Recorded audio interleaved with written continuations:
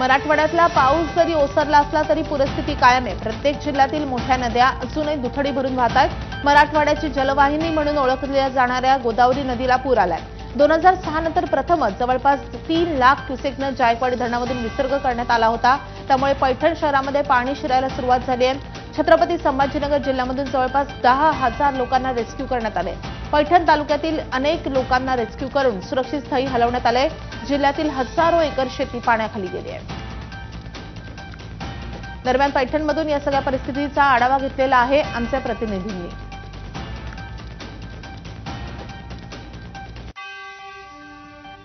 ही दृश्य आहेत छत्रपती संभाजीनगरच्या पैठण शहरातल्या नाथ हायस्कूलची आणि शहरात काल रात्री मोठ्या प्रमाणावरती जायकवाडी धरणातून विसर्ग झाल्यामुळे इथली जे नागरिक आहेत त्यांना सुरक्षित स्थळी हलवण्यात आलेलं होतं।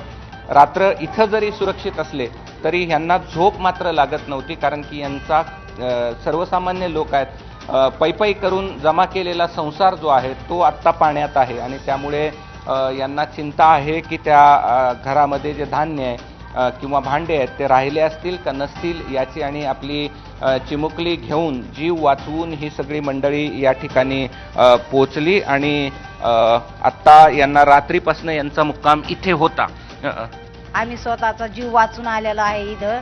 आणि इतकं पाणी झालं आमच्या कमरा इतकं आम्हाला दरवर्षी ते पाण्याचे त्रास आहे तिथं। धरणाचं पाणी हमेशा येत आहे तिथं। हा, आणि मग मला एक सांगा की आता रात्री झोपलात का नाही? नाही, झोपच नाहीये, लाईट नाहीये इथं। लाईटची सोय नाही केली त्यानं, परत नाही तर मच्छर चावत होते थोडेफार। काय कशी काढली रात्र जागून? अशी जागूनच काढली रात्र।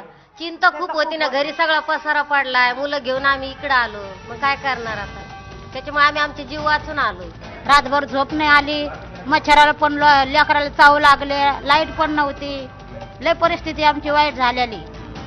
पै कमवून या ठिकाणी गोळा केलेला संसार अजूनही पाण्यात आहे आणि त्याची चिंता यांना निश्चित आहे। कॅमेरामन धनंजय दारुंच्यासह मी कृष्णा केंडे, ABP माझा, पैठण, छत्रपती संभाजीनगर।